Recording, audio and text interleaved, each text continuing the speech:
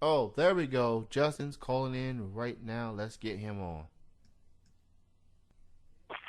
All right, my guest at this time is one of the top indie pro wrestlers in this country right now. I'm joined with Justin Overstreet. What's going on, Justin? Not much, man. Just jumping up into the car, about to get ready to head home. What's going on? I'm doing real good, and I want to thank you for joining me this evening. No problem, man. I actually appreciate you actually helping me on. Well, I guess I'll interview Mackenzie in the future. Guess she's not gonna be able to join us this evening, but I got you on here, so it's all good.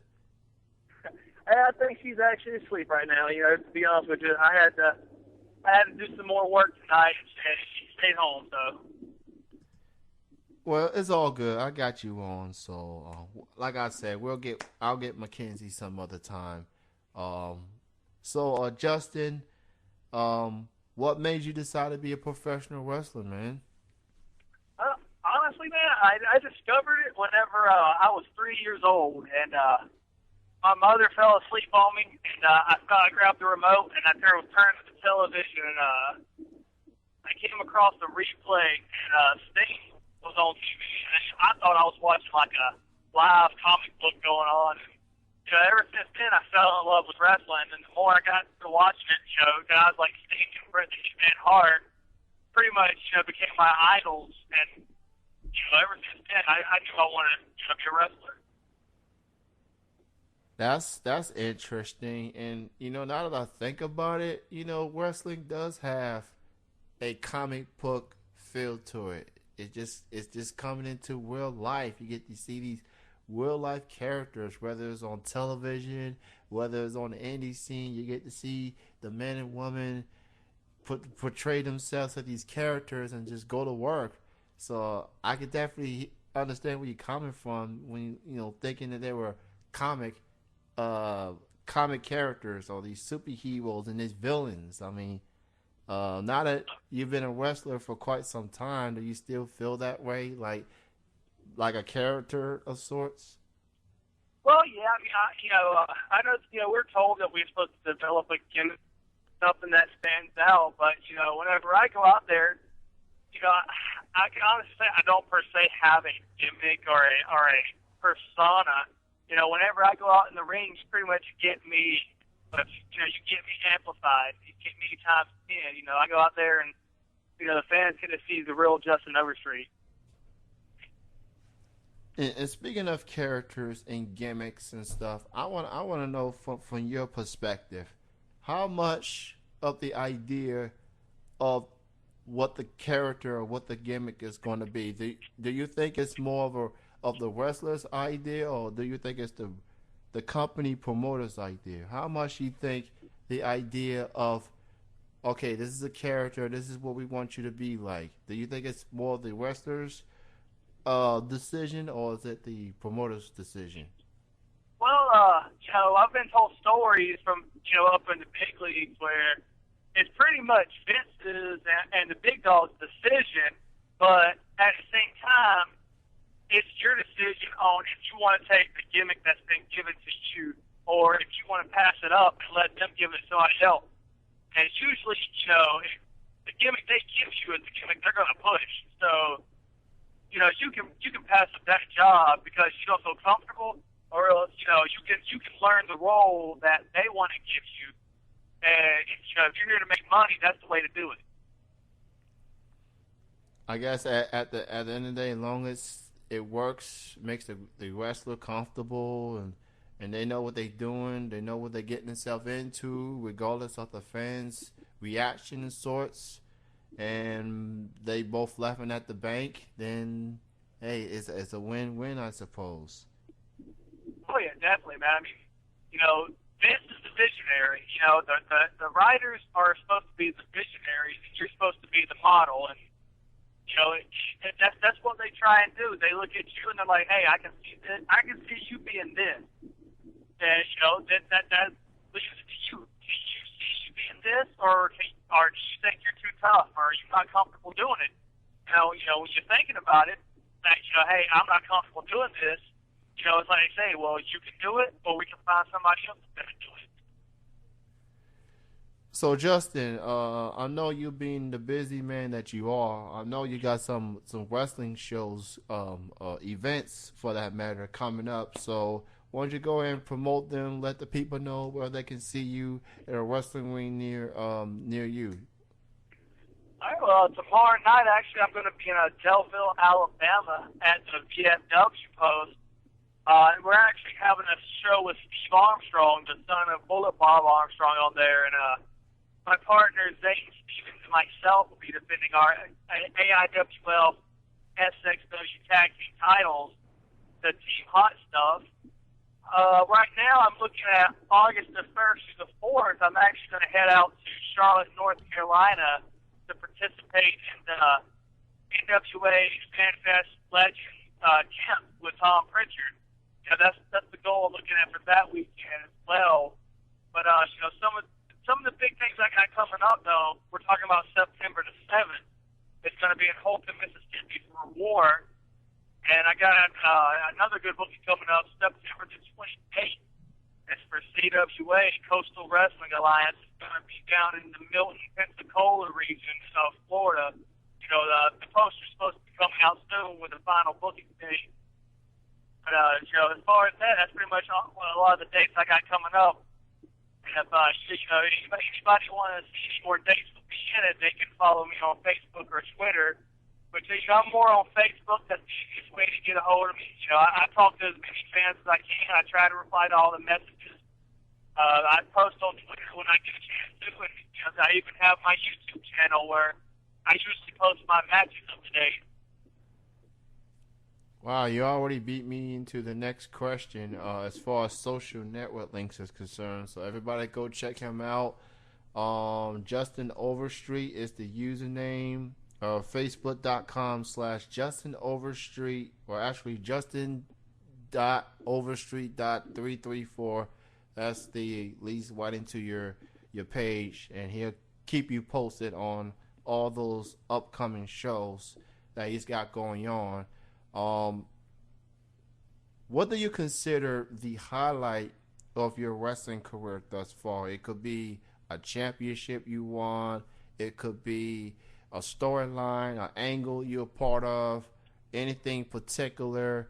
Or what do you consider the highlight of your wrestling career thus far? As far as match-wise, I'd have to go with being in the Fatal 4-Way for the AIWF World Heavyweight Championship. Not many people from where I'm from and the Gulf Coast can say they've actually, wrestled for a world title. And, that, to me, that was one of the good highlights. And then having the former WCW star Glacier actually take me under his wing and pretty much become my mentor and my business advisor, on a mental level, that's a big highlight for me. If I walk away from the business, I know I still have a good friend and a mentor, more than just a wrestling business with Glacier. Absolutely, man. And let me ask you this. What are some other goals you would like to accomplish? Like more traveling, going international, maybe go to the big league someday. What are some other goals you'd like to accomplish? Well, short-term goal right now, I want to accomplish the goal of actually winning the AIWF World Heavyweight Championship and defend it on the road as much as I can, as much as possible. I've already hit up 12 different states, and in the last year alone, and I'm looking to add more states to it. And I want to get 15, possibly 20, and defending a world heavyweight title there would be great. And then I'm looking to also go to the United Kingdom, hopefully this winter, if things turn out right. I've always wanted to go to United Kingdom because the British style wrestling, along with the Southern style wrestling, has always been my top two favorites. So I'm sure going over to the UK would be a good learning experience to me. Now, this next question, I'm going to need for you to think real hard on this. If you can have a dream match with any wrestler, it could be pros, indie scene, dead or alive. You can have a dream match against any opponent. Who would your dream match be? Who would your dream opponent be? Good, a good one. Yeah, it's an easy one for me as well. Even though Sting is my ultimate hero, in wrestling, I figured, Bret the Hitman Hart in his prime would have been the number one match I would want to have. He could tell a story as a heel or a babyface, and he kind of changed the books of what being a babyface and what being a heel was as well. And any match that Bret Hart was in, you knew was going to be a 5-star match. I mean, he made superstars out of people. So I think Bret Hart would definitely be the answer there.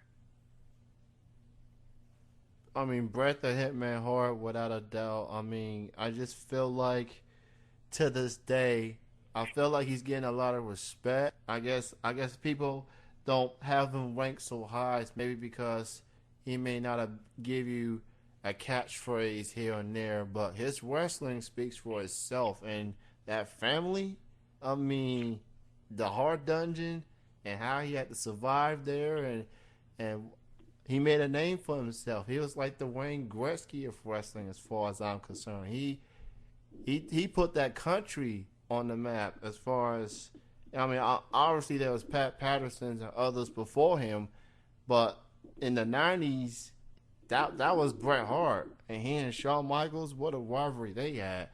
I feel like definitely, man. I mean, the thing about Bret the Hitman Hart was the business was changing, and he didn't exactly have the charisma that the Attitude Era was looking for. And Steve Austin pretty much stole that fire from Bret Hart. He made a superstar out of Stone Cold, but Stone Cold, when he took that ball, man, he ran with it. It pretty much ruined Bret Hart. yeah, that was just. I mean, just those last year or two he had. I mean, a lot of people kind of knew that he was on his way out, and it's just been one of those things that people still talk about to this very day, how the whole Montreal screw job and how they both, including Sean, couldn't handle, the outcome and everything. I just felt Bret, he's in a class by himself. I just feel like he people know who he is, but I feel like people just don't give him a lot of props. But well, I mean, you gotta look at it this way, man. He wasn't the super buff guy. He wasn't the tall guy. He was as small as Shawn Michaels, but Shawn Michaels is known for being the smallest big man until Rey Mysterio came along. But the thing is, Bret Hart didn't have anything that stood out as far as body and look-wise. But like you said, his wrestling spoke for itself. I mean, it didn't matter how big or small you was. Bret the Hitman Hart would tear you down either way. And, like I said, his wrestling spoke for itself.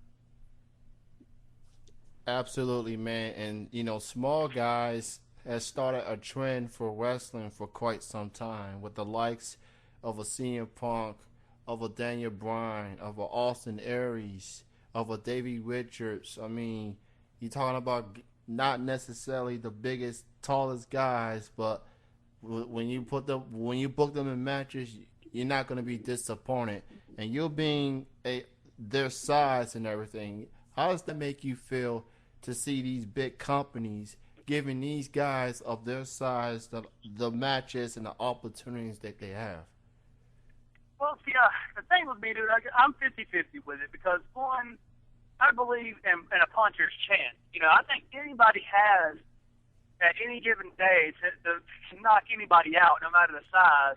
But then again, I was also, brought into the business with the old school mentality and psychology. And, there's no way I could see a Daniel Bryan or a CM Punk or an Austin Aries, in a real fight, going toe-to-toe with someone like Brock Lesnar, this aggressive beast. And, I think it takes, that's the thing about wrestling, is like when they started taking that whole turn to where the little guy can be the heavyweight champion, and they start putting the little guy as a more Superman role over the big guy, you took away a lot of realism to it because you can tell when a big guy's having to slow himself down for the smaller guy because of the big size difference. And when you take away the realism of wrestling, you start taking away why fans believed it in the first place. I definitely understand where you're coming from. I mean, I guess it's just a matter of it making it believable for the little guys can hang with the big guys. I mean, Punk versus Lesnar at SummerSlam. I mean, I don't know. I don't know about that match particular, but I guess it's just a wait and see mode. So Justin, if you can give anyone advice, anyone that wants to pursue their career as a wrestler, what would your advice be? You got to have patience. Patience is the number one thing because you're not going to get the body overnight unless you walk into this business with the body. You're not going to get the look overnight unless you walk in, you get brought in by somebody who's already up there. You're not going to know the perfect psychology of a wrestling match overnight. It takes time. I mean, I'm 4 years in. I'm still considered young. I'm still considered green to most people. But I've been fortunate enough to sit under a lot of good veterans that made it to the show, and they've put their knowledge and given it to me, and I think that's what's helped me out a lot. And also on advice is whenever you're in a locker room, if you're young, and I know it's fun to play, man, but sometimes you just got to be quiet, and you can pick out the real veteran in the locker room if you just be quiet and listen. You'll know who's a legit veteran and who's someone who just stayed in the business for 20 years and did nothing with themselves. Find the real veteran. Find somebody who knows what they're talking about. Offer to carry their bags. Offer to show respect, and in return, just learn from them. Listen to them and be a sponge, because you never stop learning. But the more you soak up at the early stages of the business, the better you'll be off. Absolutely, man. And I guess, look, like you said, talk to the veterans, talk to someone that's been around for a while, listen to them, feel free to ask questions so you know what you're getting yourself into. I mean, wrestling is not for everybody. You got you gotta be physically tough, and you gotta be mentally tough. And you have shown it. Mackenzie has shown it. A lot of people on the indie scene has shown it. And Justin, I want to thank you for joining me fresh off of work. I know you're just eager to get this weekend going, so I'm just going to go ahead and let you go. But thank you so much for joining me, being on Triple Threat Wrestling Radio. And all I'm going to say is best of success goes out to you, man, and Mackenzie. Thank you again for being on the show. All right, man. Like I said, I really appreciate it. I always enjoy somebody taking their time to speak to me. And, anytime you need us back, just let me know. Thank you, sir, and you have a good night.